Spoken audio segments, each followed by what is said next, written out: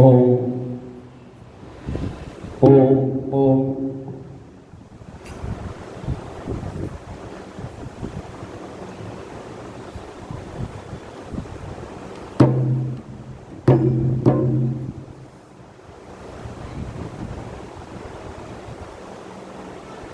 ध्यान मूलम गुरुमूर्ति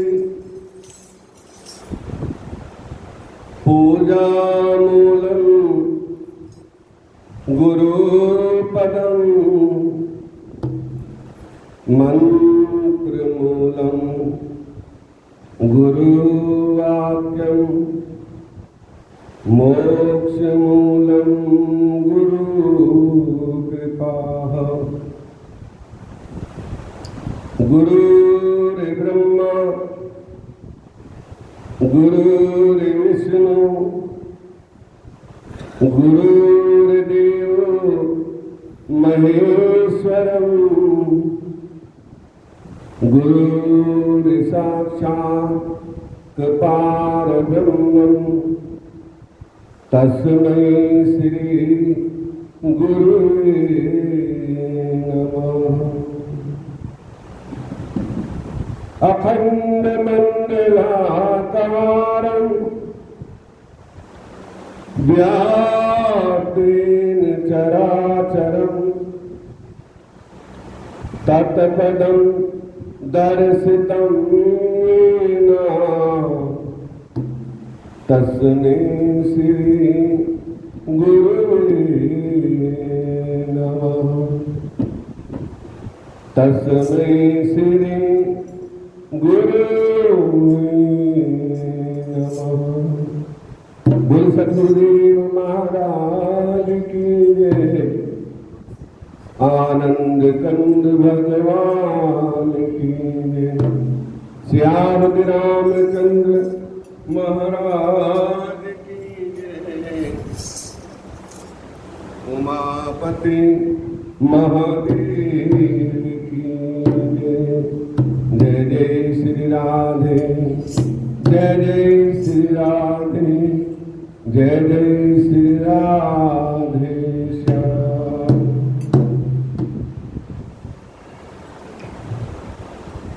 इस योग हम कहाँ है गुरुवर तुम्हें भी आए। इस योग हम कहाँ है तुम्हें भी आए। फिर भी मना रहे फिर भी मना रहे शायद तुम मान जाए। इस योग हम कहाँ है गुरुवर तुम्हें भी आए। इस योग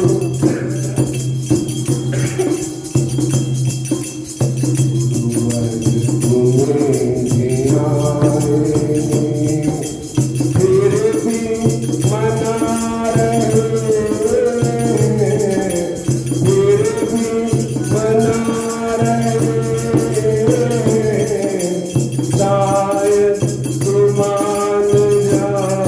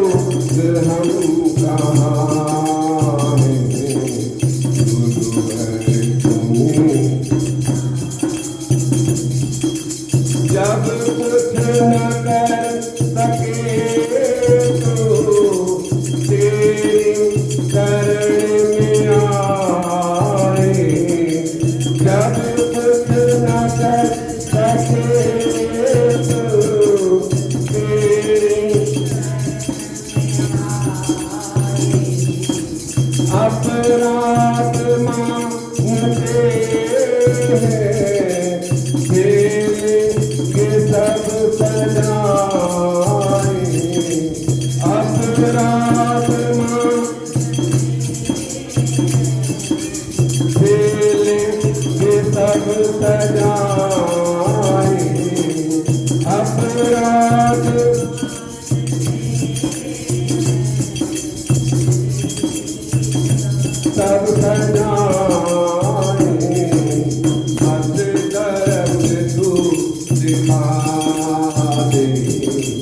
बस दरस तू दिखा दे और कुछ बिना हम जाने तेरे भी मना रहे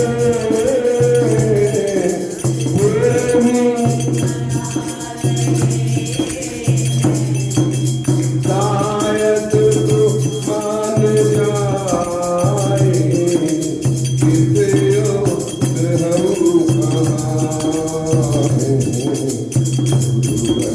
तुम्हें मनाए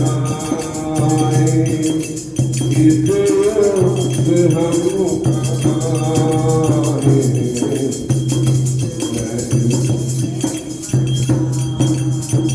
बोल सतगुरुदेव महाराज की आनंद कंद भगवान की जय जय श्री राधे जय जय श्री राधे जय जय श्री राधे श्याम। तो इस तरह हरि अनंत हरि कथा अनंता हरि की कथाएं अनंत हैं, उनका पार कोई नहीं पा सकता। लेकिन एक बात ध्यान रखना, जो अपने सतगुरु से संतों से तुम छिपो नहीं, सतगुरु से सद्भाव और जग में तुम वैसे रहो जैसे जिसके भाव। संतों से कभी कोई छिपाव नहीं करना चाहिए, सतगुरु से छल कपट नहीं करना चाहिए, सत्य बोल लेना चाहिए और जग में तुम वैसे रहो जैसे जिसके भाव। संसार में जैसा तुम्हारे साथ कोई व्यवहार करता है तो तुम्हें भी वैसा ही करना है। पहले तो अच्छा करने की कोशिश करो, लेकिन जग में जैसा जिसका भाव है उसके साथ वैसा ही व्यवहार करो। कोई तुम्हें हाँ जी कर रहा तुम भी हाँ जी करो, तुम्हें कोई ना जी कर रहा तुम भी ना जी करो। ठीक है ना? ये संसार है, ये संसार सागर है और इसमें मैंने कल भी सुना था कि ब्रह्मा विष्णु से तो बड़ो तीनी भी गुरु कीन, तीनों लोक के वो धनी गुरु आके आधीन। ब्रह्मा विष्णु महेश उनको भी गुरु बनाना पड़ा, तो हम तो एक छोटे से जीव हैं। भगवान राम जो त्रिलोकीपति हैं, जब इस संसार में उन्होंने जन्म लिया तो उनको भी गुरु की शरण में जाना पड़ा। गुरु गृह गए पढ़न रघुराई, अल्पताल विद्या सब आई। उनको भी गुरु की जरूरत पड़ी, उन्होंने गुरु सेवा की, आश्रम में भिक्षा मांग के लाए, गुरु की आज्ञा का पालन किया। क्या है? गुरु ही साक्षात पार ब्रह्म है, परमेश्वर है। यदि भगवान को देखना है तो हम गुरु के रूप में देख सकते हैं, अन्यथा भगवान चतुर्भुज रूप धारण करके आपको दर्शन देने नहीं आएंगे। गुरु रूप में उनको पहचान सकते हैं जो त्रिलोकीनाथ हैं, जगत के रचयिता हैं। उन्होंने गुरु आश्रम में जाके गुरु की आज्ञा पालन की, जिनकी एक चुटकी में प्रलय हो जाते हैं, उन्होंने गौओं की सेवा की, गौओं का गोबर उठाया, आश्रम में झाड़ू लगाया और अहम को मारा। सबसे बड़ा है अहम को मारना, और जिसने अहम को मार लिया वही सेवक हो सकता है। ये सच्ची बात है। तो भगवान ने भी जब इस धरती पे अवतार लिया, कृष्ण अवतार में संदीपन ऋषि के यहाँ जाके सेवा की और भगवान राम की इंतजार के लिए कई पीढ़ियों तक वशिष्ठ जी रघुकुल के गुरु बने रहे कि इस कुल में भगवान आएंगे और उनकी सेवा का लाभ मिलेगा, ना कि उनको कोई आवश्यकता सेवा की थी, लेकिन मर्यादा होती है।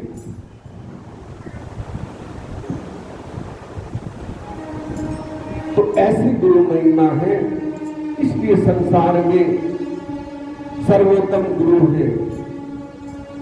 यदि भगवान को पाना है तो गुरु की शरण लेनी पड़ेगी, गुरु शरण में जाना पड़ेगा, गुरु भक्ति में तत्पर होना पड़ेगा, गुरु आज्ञा में तत्पर होना पड़ेगा। गुरु की आज्ञा आवै, गुरु की आज्ञा जाए, कहे कबीरदास को 3 लोक डर नाए। 3 लोक में उसके लिए कहीं भी डर नहीं है जो गुरु की आज्ञा में रहता है, जो गुरु की आज्ञा का पालन करता है। तो ऐसे सतगुरु हैं। और सबसे बड़ा जो वो ज्ञान दे, उस ज्ञान में सच्ची श्रद्धा होनी चाहिए।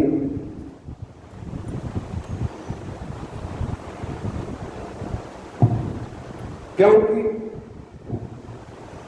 भक्त भगवान को प्रकट कर सकता है, भक्ति में इतनी शक्ति है कि वो भगवान को भी प्रकट कर सकता है। क्योंकि झांकी जर्रे जर्रे में है। इसलिए सच्ची श्रद्धा, आज गुरु पूर्णिमा है, व्यास पूजा का पर्व है, और ये हमारे हिंदुस्तान में नहीं, हर जगह कोई किसी रूप में, कोई किसी रूप में गुरु मानता है।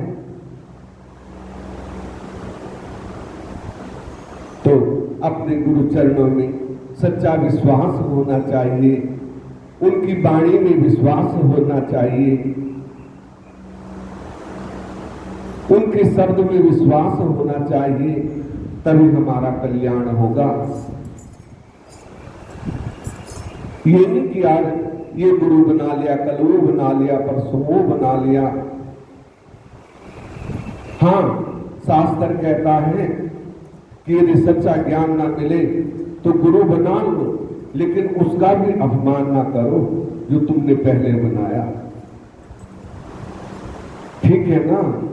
ज्ञान मिल रहा है, उस परमात्मा का ज्ञान मिल रहा है कि जब तक हमें ज्ञान ना हो तब तक खोज करनी चाहिए, और जब ज्ञान हो जाए तो बस सीप की तरह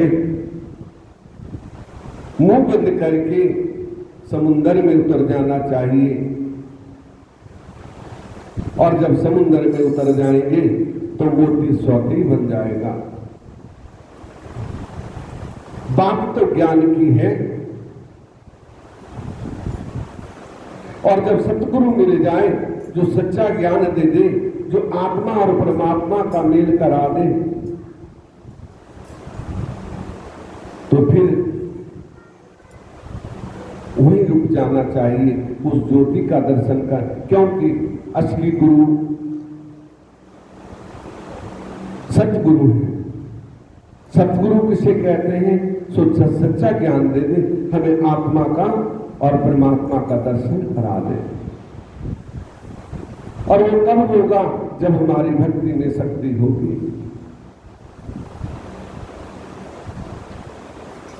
नाम में अटूट विश्वास होगा, तब हमें दर्शन होगा। तो इसलिए गुरु महिमा अनंत है। गुरु के शब्द पे विश्वास होना चाहिए।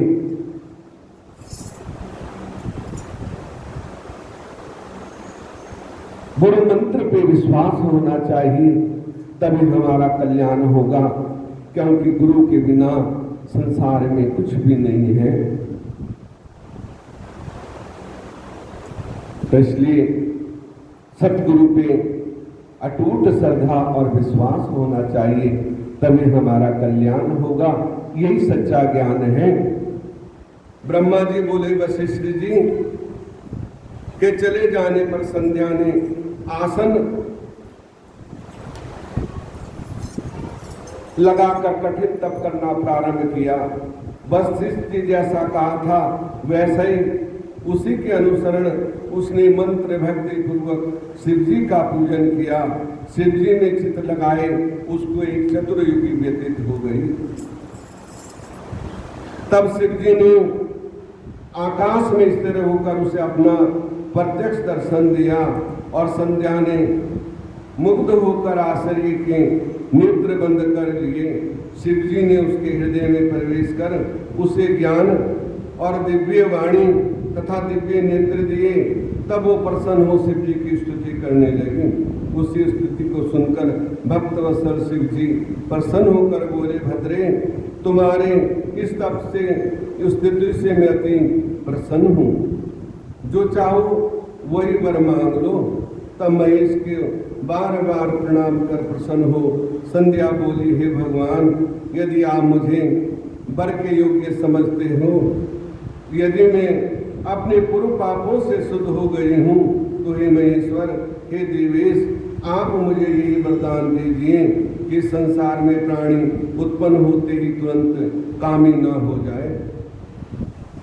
दूसरा वरदान ये दीजिए कि यदि मैं तीनों लोकों में विख्यात और व्रत वाली हूँ तो मेरे समान दूसरी ना होए। यदि मेरी फिर सृष्टि होए वो कभी कामी होकर ना गिरे। और हे नाथ, जो मेरा पति हुए वो अति कामी ना होकर मित्र के समान हो तथा मुझे जो काम भाव से देखे वो नष्ट अथवा नपुंसक हो जाए। शिव जी ने अमस्तु कहकर संध्या से कहा, भद्रे, अब से मनुष्यों के 4 आयु किए देता हूँ, शैशव, कुमार, यौवन और वृद्ध। जब प्राणी तीसरी अवस्था यौवन अवस्था को प्राप्त हो तब कामी हो और किसी दूसरी अवस्था के अंत में सकाम ना हो। हे संध्या, तेरे तप से मैंने ये मर्यादा जगत में स्थापित की है। अब कोई प्राणी उत्पन्न होते कामी ना हो सकेगा। साथ ही इस त्रिलोकी में ऐसी सती भाव को प्राप्त होगी जैसे कोई अन्य न होगी। तेरे पति को छोड़कर जो कोई अन्य तुझे सकाम भाव से देखेगा वो नपुंसक हो जाएगा। क्योंकि संध्या को देखकर पिता के अंदर काम दृष्टि उत्पन्न हो गई थी ना, इसलिए वो लज्जित हो गई थी। और उसने जब तपस्या की तो भगवान ने उनको वरदान दिया कि जो भी तुम्हें देखेगा वो देखते ही नपुंसक हो जाएगा, केवल तुम्हारे पति के सिवाय। उन्होंने प्रार्थना की कि मेरा पति ऐसा ना हो कि हमेशा काम के वशीभूत रहे, क्योंकि मैं भजन भी करना चाहती हूँ, मुझे ऐसा वरदान दीजिए। 7 कल्प तक जानने वाला होगा, जो वर तूने मांगा वो मेरे दिया। अब तेरे पूर्व जन्म की बात कहता हूँ, तेरा अग्नि में जलकर शरीर के आगना निश्चय है।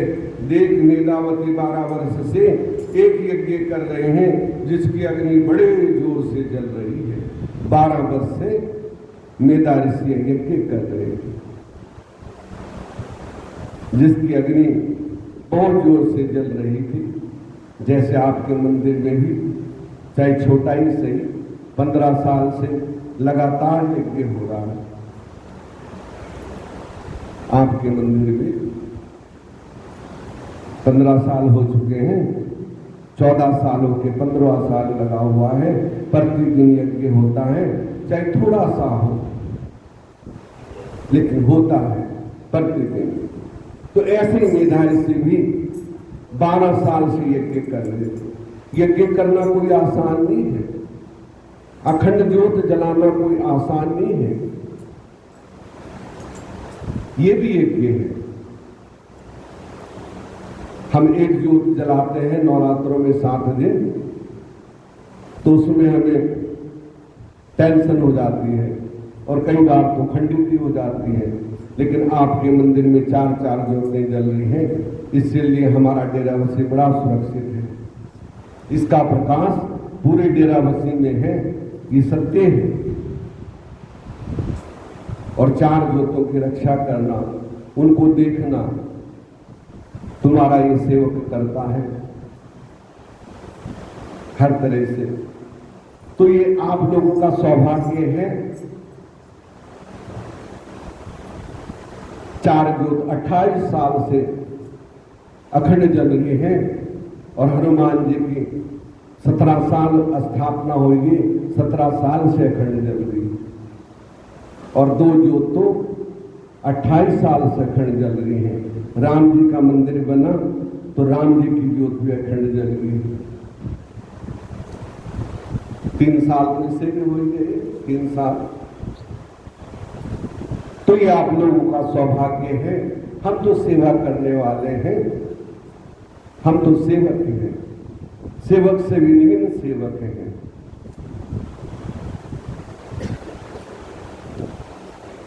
तो ये सौभाग्य है। लेकिन फिर भी ना कोई समझे तो फिर समझाना बड़ा कठिन है। और यज्ञ करे रहे जिससे अग्नि बड़े जोर से जल रही, उसी जलती हुई अग्नि में शीघ्र तुम प्रवेश कर जाओगी। पर्वत के नीचे चंद्रभागा नदी के तट पर तपस्या का आश्रम है, जिसमें मेधा थी। यज्ञ में प्रवेश कर तू उसकी पुत्री होगी। तुझे जैसा स्वामी चाहिए उसका मन में संकल्प करके तू अपने शरीर को अग्नि में गिरा देना। जब तू 4 युग के पश्चाताप सतयुग व्यतीत होने पर पुनः घोर तप करेगी, तब तेरा प्रथम भाग दक्षिण कन्या होकर योग्य जाएगा। तेरे और बहुत से बहनें होंगी, जिनसे तेरे पिता दक्ष 27 कन्याओं को चंद्रमा को देंगे। किंतु चंद्रमा उन सबको छोड़ केवल रोहिणी को बहुत प्रसन्न रहा करेंगे। इससे क्रोधित हो तेरे पिता दक्ष चंद्रमा को श्राप देंगे और समस्त देवता तेरे शरण में आवेंगे। ऐसा कहकर शंकर जी अंतर ध्यान हो गए। बाकी कथा कल सुनाएंगे। आपने भजन बोलने होंगे। तो आज गुरु पूर्णिमा है, तो सभी को बहुत बहुत शुभकामना। एक भजन, उसके बाद आप बोलना। संसार के लोगों से आसान किया करना, संसार के लोगों से आसान किया करना। जब कोई न हो अपना, सिया राम कहा करना। जब कोई न सिया राम कहा करना।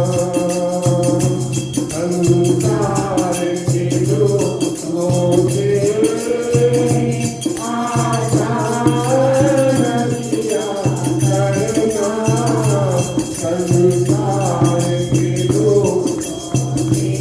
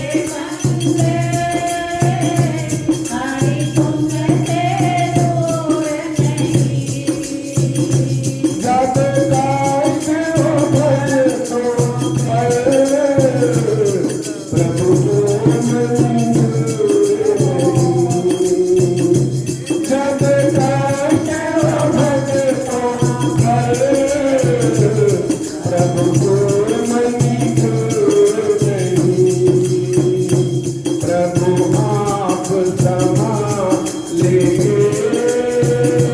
प्रभु आप संभालेंगे। तुम उनको याद करना, प्रभु आप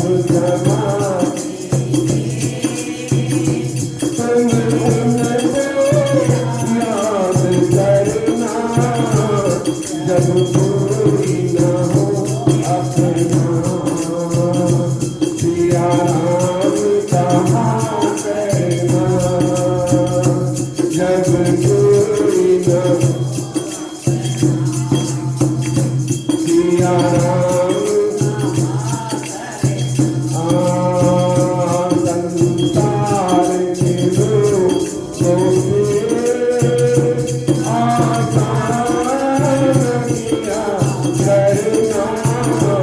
संसार के लोगों ने आजाद किया करना, जब कोई न हो अपना, सिया राम कहा करना, जब कोई न